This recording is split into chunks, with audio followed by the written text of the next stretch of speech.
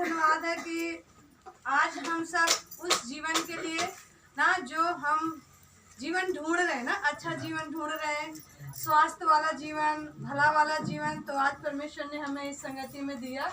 और जिन्होंने प्रैक्टिकल किया उनको तो पता है, पर जिन्होंने अभी प्रैक्टिकल नहीं किया तो उनको तो लगता है ये कैसा सत्संग है और ये लोग क्या बता रहे हैं, ये कहाँ से आ जाते हैं ना, ऐसे कोई सत्संग करता है ना। मेन तो चीज़ क्या होता है ना, लोग ऐसे सबसे मेन चीज़ लोग देखता है कौन सा साधु आएगा सत्संग करने, है ना। बहुत जगह में ऐसे ऐसे लोग सोचते हैं, लेकिन मेन क्या है, सत्य को जानना ना। जैसे वचन भी कहता है सत्य को जानो सत्य तुम्हें स्वतः भी जानो। तो सत्य मेन क्या है, जो आपके अंदर सांस चल रहा है आपके अंदर, और वो जब तक आपके अंदर है तब तक आप क्या हो, जीवित हो। और ये निकल गया तो प्रमाण पत्र बन जाता है ना, मृत्यु प्रमाण पत्र बन जाता है ना। तो किससे कांटेक्ट खत्म, ईश्वर से। तो मेन चीज है आपके अंदर जो सांस है वही आपका ईश्वर है, और उसको हमें क्या करना, पहचानना है। अब उसकी पहचान तो एक ही जगह मिलेगी, वो है ये संगति। तो इस संगति में जब आते हैं तो बहुत सारी चीजें सीखने को मिलती है। तो मैं आप सबकी गवाहियां तो नहीं सुनी, लेकिन मुझे विश्वास है कि आप सबने बड़े बड़े काम करके यहाँ पर इकट्ठा हुए ना, और सब ने गवाही दिया। क्योंकि जहाँ मैं अभी संगति में थी वहाँ पर भी अभी लास्ट भजन हो रहा है। अब मैं तो थोड़ा सा बस ऐसे बोल के आ गई, तो मैं तो बहुत खुश हूँ कि परमेश्वर ने वहाँ भी इस्तेमाल किया और यहाँ भी टाइम से लेके आया।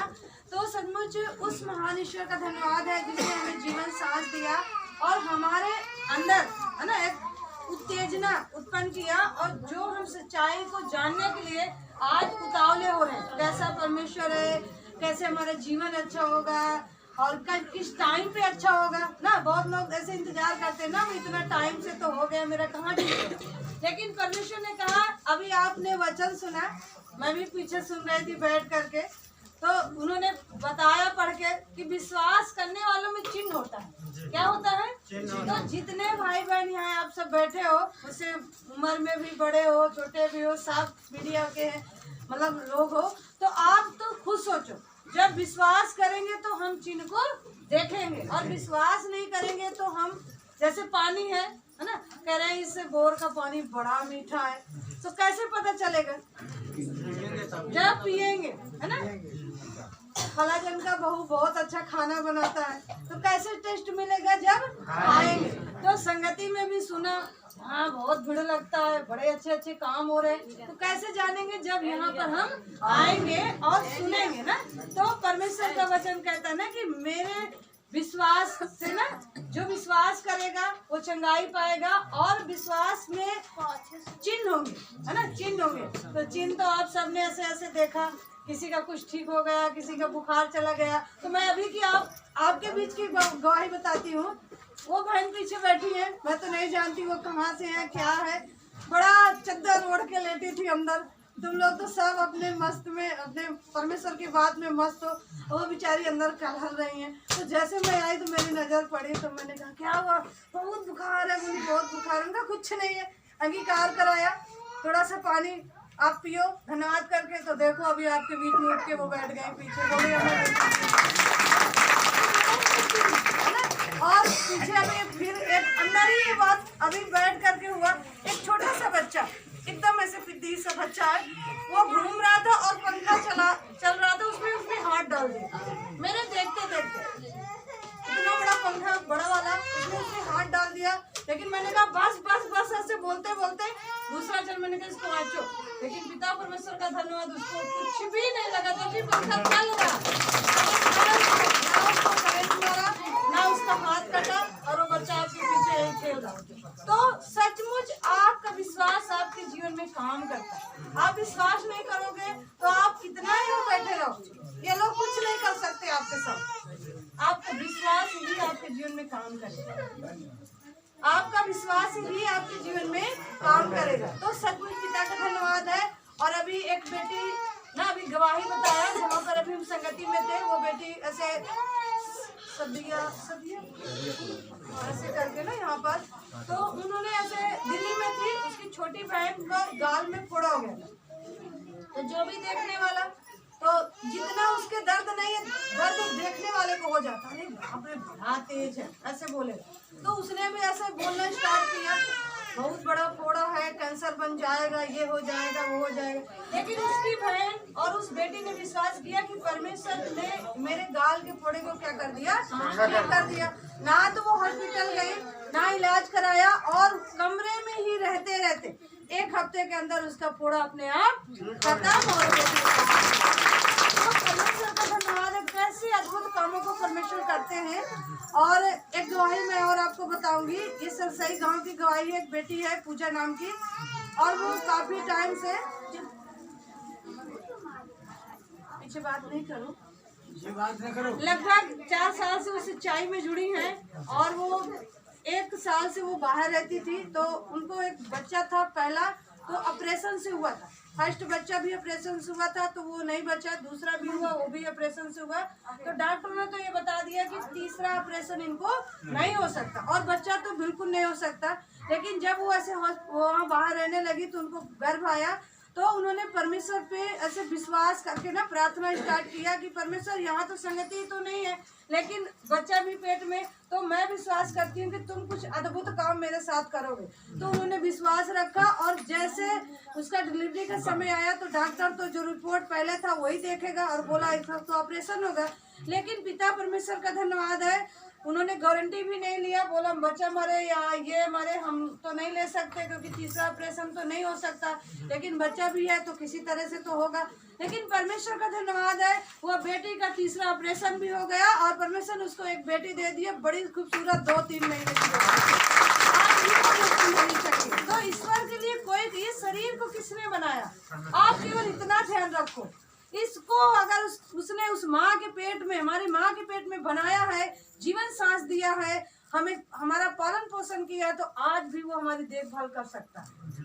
गुप्त जगह में अगर वो हमारे लिए सब कुछ कर सकता है, जहाँ पर कोई मनुष्य नहीं देख सकता है, कोई माँ बाप नहीं देख सकते, एक माँ खुद भी नहीं देख सकती कि मेरे पेट के अंदर क्या है, वहाँ ईश्वर काम कर सकता है। तो आज तो हम सयाने हो गए, उसकी पहचान कर सकते हैं, कौन ईश्वर सही है, कौन ईश्वर गलत है, कौन काम करने वाला, कौन ना करने वाला। लेकिन हमारा ध्यान कहाँ है ना, अरे नहीं नहीं उन्होंने कहा ऐसे कर लो, तो ठीक है कर लो आप। ईश्वर जो बता रहा है आप नहीं कर रहे हो, तो किसी टीचर का कोई जिम्मेदारी नहीं। परमेश्वर ने भी कहा स्वेच्छा, आप जो करना चाहते हो आप करो, लेकिन अगर विश्वास करोगे तो चिन्ह भी देखोगे, बड़े बड़े काम ऐसे आप देखोगे। इसी घर से गवाही, अभी राजेंद्र जी ने वहाँ पर गवाही भी दिया। वहाँ पर तो उन्होंने बोला कि मेरे भाई को डॉक्टर ने तो ऐसे ऐसे बताया, फोड़ा भी बताया लीवर में ऐसे ऐसे करके, लेकिन विश्वास किस पे था? भरोसा था कि परमेश्वर तो अच्छा करे। तो लास्ट क्या हो गया?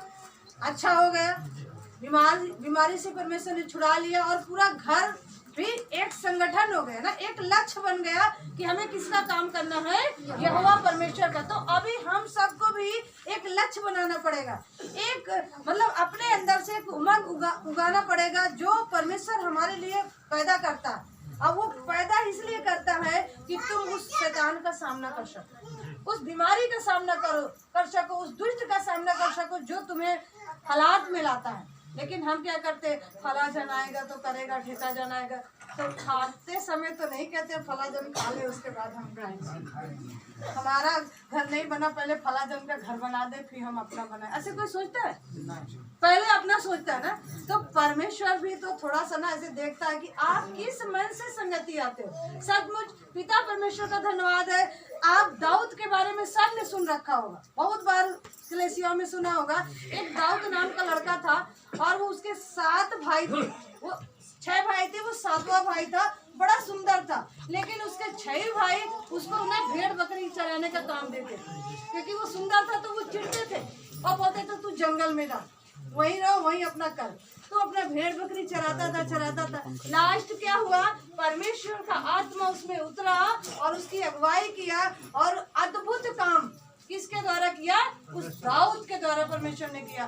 शेर को जंगल में मारा, बड़े बड़े अद्भुत काम किया। तो जब उसके राज को फिलिस्ती लोग हराना चाहते थे, जीतना चाहते थे, तो उस टाइम पे सारा राजा, जितने भी कुटुंब परिवार, जितने भी लोग थे, सब डरते थे कि उस गोलियत से कौन लड़ेगा, क्योंकि वो गोलियत ने चैलेंज कर दिया था जो मुझे मारेगा उसका क्या मैं मरूंगा तो मेरा राज उसका हो जाएगा, वो मरेगा तो उसका राज?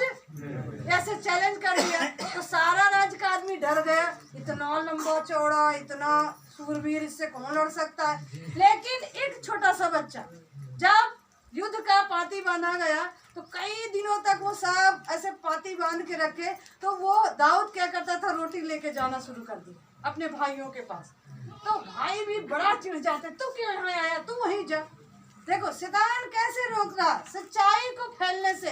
अभी आप भी सत्य पे चलोगे तो आपको अपना भाई रोकेगा, बहन रोकेगा, बेटी रोकेगा, बहू, सास, ननद, ये सब ना मिक्स हो जाएंगे। ऐसे तो कोई नहीं पूछने वाला। बाकी उसके बाद जब सच्चाई में घुसोगे तो ऐसे ऐसे लोग। तो दाऊद को भी उस टाइम उसके भाई रोकना स्टार्ट किए, बोले तू यहाँ क्यों आता है, तू रोटी दे और यहाँ से चला जा। तो दाऊद तो पीछे गया, कुछ लोगों से बात करने लगा, तो उसका भाई बहुत गुस्सा हो गया, तू जा यहाँ से, तू यहाँ नहीं रुक सकता। उसने कहा मुझे देखने तो दो सही, थोड़ा समय देख तो लो। तो भाई उसके बहुत नाराज हुए, लेकिन परमेश्वर ने दाऊद को वहाँ रोक के रखा। और जब गोलियत ने फिर ललकारा कि जो मुझे मारेगा मेरा राज उसका हो जाएगा, यदि मैं मारूंगा तो उसका राज्य मैं ले लूंगा। और ये जो तलवार है, इस तलवार से मैं ऐसे काम को करूंगा। तो ऐसे उसने ललकार दिया अपने सारे देवताओं का नाम ले लेकर। गोलियत जो था उसने अपने देवताओं का नाम लेकर ललकार दिया, मुझे मारने के लिए कौन आ रहा। तो दाऊद को परमेश्वर ने मन में लगाया, तू जा। अभी वो छोटा सा बच्चा, अब वो सबके बीच से निकल के आगे भाग चला। सारे उसके भाई बड़े गुस्सा हो गए, सब उसको पकड़ने की कोशिश करने लगे, तू कहाँ जा रहा है, तू मर जाएगा, तू इतना लंबा चौड़ा, तू छोटा सा, वहाँ क्या करेगा। लेकिन जब वो वहाँ पे गया तो उन दोनों में एक बात हुई। गोलियत ने कहा मैंने अपने सारे देवताओं को ऐसे आगे करके और बड़े बड़े धनुष, जो भी तलवार सब लेकर तेरे सामने आया हूँ। तो दाऊद ने भी कहा तू अपने देवताओं को नाम लेके आया है, मैं यहोवा का नाम लेके आया हूँ, मेरे साथ कौन है, यहोवा। तो दाऊद ने ये बात उसको बोला, अगर तू मारा जाएगा तो तेरी ही तलवार से मैं तेरी गर्दन काट के तेरे ऊपर खड़ा हो जाऊंगा। उन दोनों में ये बात हो गई। अब पूरा आदमी उधर राज्य का उधर देख रहा, उधर देख रहा, सब देख रहा, ये छोटा सा क्या करेगा, वो तो इतना लंबा है। क्योंकि गोलियत बड़ा लंबा था और उसको ऐसे देखना पड़ता था। दाऊद तो ऊपर को देखता था, बोलता था मैं तो परमेश्वर को देख रहा हूँ। तो उल्टा हो गया ना, थोड़ा सा बात यहाँ पर छिपा हुआ। आप किसकी बात को समझना चाहते हो, आप सोचो कैसे परमेश्वर आपके ऐसे अगुवाई करना चाहता। तो उसने ऐसे किया और जब गोलियत मारने को ऐसे बढ़ा तो दाऊद नीचे झुक गया। तो गोलियत सोचा रहे तो अभी से हार गया। उसने मन में विचार किया कि तू मेरा शायद पैर छूने जा रहा। लेकिन दाऊद ने क्या किया, इतना बड़ा पत्थर उठाया और वो एक चीज रखता था, गुलेल रखता था ना, छोटे छोटे बच्चे जैसे रखते हैं कौवा को मारना, बंदर को, वो गुलेल हमेशा अपने यहाँ बांध के रखता था। और उसने उसको लिया और एक पत्थर उठाया, गुलेल में से लगा करके जैसे उसके खींच के मारा तो पत्थर जाके उसको यहाँ लगा और गोलियत तार से गिर गया। और दाऊद उसी की तलवार लिया, उसकी गर्दन काट के उसके सीने के ऊपर खड़ा। अब उसके राज्य का लोग पता क्या, सब दाऊद के मतलब पीछे भागे उसको उठाने के लिए। पहले क्या कर रहे थे, अरे मत जा, तू मर जाएगा, तू मर जाएगा। तो आपके पास भी जब चिन्ह होगा, चमत्कार होगा, तो लोग आपको क्या करेंगे, विश्वास करेंगे। अब चिन्ह नहीं दिखा रहे हो, चमत्कार नहीं दिखा रहे हो, अंगीकार तो हो गए, सत्संग भी आ रहे हो, बड़े विश्वास करते हैं, बड़े विश्वास, कहाँ विश्वास करते हैं। विश्वास करने वाले में क्या होते हैं, चिन्ह होते हैं, नई नई भाषा बोलते हैं, सांपों को उठा लेते हैं, बीमारों पे हाथ रखते हैं, बीमार चंगे हो जाते हैं, प्राण नाशक वस्तु भी जाएंगे तो कुछ हानि नहीं होगी। ये चीजें आप सबको करना पड़ेगा, तब जाके आप स्वतंत्रता जीवन जियोगे। जो परमेश्वर का वचन कहता है यूहन्ना के द्वारा, तुम सत्य को जानोगे, सत्य तुम्हें क्या करेगा, स्वतंत्र करेगा, तब तुमको स्वतंत्रता का जीवन मिलेगा। लेकिन अभी क्या कर रहे हैं, सत्संग भी आ रहे, टहल रहे, यहाँ दर्द हो रहा, ये हो रहा, घर में ऐसे नहीं। आप अपने मन को परमेश्वर की ओर फेरो, उसकी ओर मन लगाओ, उससे अपना संबंध जोड़ो। एक लक्ष्य बना लो, मुझे किसका कार्य करना है, किसके साथ जीवन जीना है, किसके जैसे एक लेडीज होती है अपने हस्बैंड के साथ मरते दम तक उसका साथ नहीं छोड़ता, एक पिता होता है अपने बच्चे का साथ नहीं छोड़ता, चाहे कितना भी वो बेकार हो, लास्ट में उसका साथ वो देता। उसी तरह वो हमारा स्वर्गीय पिता भी आंखों से तो नहीं दिखाई दे रहा, लेकिन उसके कामों से हम जानते हैं कि वो हमारे बीच में है, वो हमारे बीच में है और वो हमारे अंदर भी है और वो काम भी कर रहा है। ये हमें खुद विश्वास बनाना पड़ेगा। संगति आने का मतलब है यहाँ की बात सुन करके उसका प्रैक्टिकल करना, गवाहियों को प्रकट करना, ये तुम सबको करना पड़ेगा। तो अभी जहाँ पर हम थे काफ़ी ऐसे एक जगह नए जगह से लोग आए थे, बहुत लोग थे, तो एक विक्रम तो घर चला गया, तो मैं तो दूसरी जगह, तो वहाँ से फोन आया हम क्या करें होंगे, उनको लेके यहीं आ जाओ, क्योंकि मैं एक दिन में 3 जगह थोड़ा बैठ पाऊंगी, कैसे मैं करूँगी। तो मेरी मम्मी उनको विक्रम में ले करके फिर वहाँ संगति गई, तो मैंने कहा आप भी ऐसे करो। तो विश्वास ना, ऐसे उनका विश्वास है कि परमेश्वर की महिमा में जाएंगे तो हमारे जीवन अच्छा हो जाएगा। तो अभी जैसे आप सबने किया, तो हमेशा अच्छे मन से और नम्र बन के हम ईश्वर से कड़ाई करके हम प्राप्त नहीं कर सकते। क्यों? पहले का जीवन हमारा क्यों खराब था पता है? हम उसकी आराधना तो करते थे, प्रार्थना करते थे, अगरबत्ती मोमबत्ती सब करते थे, लेकिन अगर एक काम बिगड़ जाए तो कहा नाश हो ऊपर वाले, नाम तो लेते थे भगवान का, लेकिन उसको गाली भी देते थे। लेकिन आज परिवर्तन हो गया, उस यहोवा परमेश्वर के नाम से हमने उसको जाना। भगवान तो बहुत थे, प्रभु बहुत थे, लेकिन वो यहोवा परमेश्वर के नाम से आज हमारे ऊपर प्रकट हुआ है। उस यहोवा परमेश्वर का जब हम सम्मान करेंगे, उसने कहा दीन और खेदित मन के लोगों की ओर मैं अपनी दृष्टि करता हूँ। तो जितना आप दीन बनोगे, खेदित मन से उससे प्रार्थना करोगे, वो तुम्हारी सुनेगा, तुम्हारे लिए भले भले काम को अगुवाई करेगा, रास्ते बनाएगा। जैसे यीशु मसीह जी ने कहा ना, मार्ग और सत्य और जीवन मैं हूँ, बिना मेरे कोई पिता के पास नहीं पहुँच सकता। इस घर में हमें आना है तो किसी न किसी से संपर्क बनाना पड़ेगा कि ऐसे चले आओगे। रोड आप जा रहे हो, दरवाजा खुला से अंदर आ जाओगे, तो वे डंडा उठाएंगे, खेद लेंगे, कौन आ गया मेरे घर में, है ना।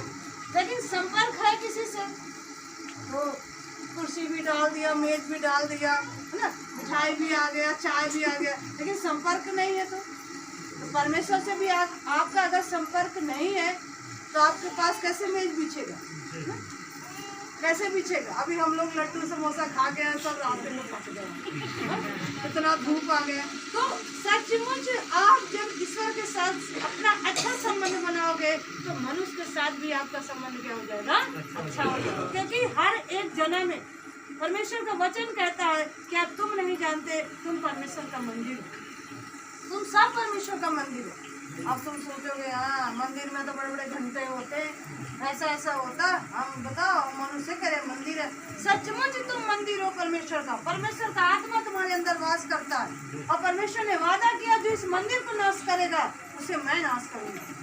तुम अपने अंदर ये झांक के देखो मेरे अंदर कौन है, वो सर्वशक्तिमान ईश्वर जो हमें जीवन और सांस देता है। तो हमेशा ऐसे ध्यान में रखेंगे।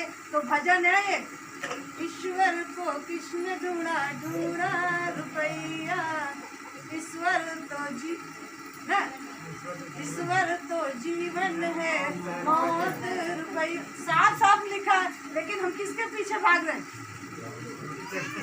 रुपया के पीछे। अरे आज तो काम लगा लेते तो 600 मिल जाता, आपके सामने मिस्त्री भैया बैठे 600 मिल जाता, लेकिन उन्होंने मन किसकी ओर किया, तो ये 600 उनका 6 करोड़ बन जाएगा। कैसे बन जाएगा? उनके विश्वास से बन जाएगा कि मेरे लिए कौन बनाएगा, यहोवा परमेश्वर बनाएगा। क्योंकि हमें आगे क्या लगाना, 600 के आगे क्या लगाना, 0 लगाना, केवल 0 लगाते जाओ, बोलने में कुछ नहीं जाता, बोलते रहो। यीशु मसीह के नाम से हो गया, तो एक दिन क्या हो जाएगा? वचन कहता है जो तुम बोलोगे वो तुम्हारे लिए हो जाएगा, जो तुम मांगोगे वो तुम्हारे लिए हो जाएगा। लेकिन हम आज सत्संग में आए, आज सुने, अब 3 सत्संग किया, उसके बाद क्या गए, अरे 3 बार तो वही हाँ ठीक है, अभी कहाँ हमारा घर बना। ये लीडर है, इनके लिए तो हो सकता है। ऐसे सोच बनाते हो, ऐसे सोच बनाने की जरूरत नहीं। विश्वास रखो, परमेश्वर के साथ चलने के लिए मन बनाओ, एक लक्ष्य बनाओ। धन्यवाद करो उस महान ईश्वर का कि परमेश्वर अगर इन भाई बहनों के लिए आप कर सकते हो तो हमारे लिए भी कर सकते हो, लेकिन उस रास्ते पे हमें चलना पड़ेगा। जैसे अभी आप जिस छत के नीचे बैठे हो, सब जानते हो यहाँ पर कैसे था, लेकिन उन्होंने किसके लिए परिश्रम किया? क्या इनके लिए रहने की जगह नहीं थी? लेकिन उन्होंने मन किसके लिए बनाया? उस यहोवा परमेश्वर के लिए कि मैं ऐसे बनाऊंगा, क्योंकि उसके जन आते हैं, उसके लोग आते हैं, धूप में बैठते हैं, अच्छा नहीं लगता। तो परमेश्वर ने उनके मन में अगुवाई करके ये व्यवस्था कर दी है। आने वाले समय में बहुत बड़ी व्यवस्था हो जाएगी, ये मेरा विश्वास है। तो तुम सब भी ऐसे करोगे तो जो लक्ष्य आपने अपनाया है उस लक्ष्य से आप पीछे जाओगे नहीं, आगे जाओगे। लेकिन डर है, अरे बाप रे, कहीं हमारा धर्म न चेंज हो जाए, हमारा जाति न बदल जाए, हमारे रिलेशन के लोग ना नाराज हो जाए, हमारा दामाद भैया ना हमसे बोलना बंद कर दे, तो परमेश्वर के साथ आप कभी नहीं चल सकते। आप चलना स्टार्ट करो। मैं आपको बता दूं, कहीं न कहीं से हमारे कुटुंब से जुड़े हुए हैं, हमें नहीं पता था, लेकिन आज ऐसा परमेश्वर ने घुमा के लोगों को पुरानियों में से निकाल के ला रहा, जो शायद हमारे घर के लोगों को भी ना जानते होंगे, वो हमें लोग जानना शुरू कर दिए। अब घर के लोग बोले पता नहीं ये क्या काम करती है, बताओ, हमें नहीं जानता, इनको सब जानता है। आदमी किस नाम से जानता? एक नाम छोटा सा, वंदना नाम से। अब घर के लोग भी हैरान, ये वंदना करती क्या है? तो उस यहोवा परमेश्वर ने कहा मैं तेरे कुटुंब में, तेरे गोत्र से ऐसे लोगों को निकालूंगा जो यहोवा की महिमा करेगा। दाऊद से उस समय बात किया था, सुलेमान से बात किया था, आज हमसे बात कर रहा, आपसे बात कर रहा, लेकिन तभी करेगा जब आप इस लक्ष्य में बने रहोगे तब।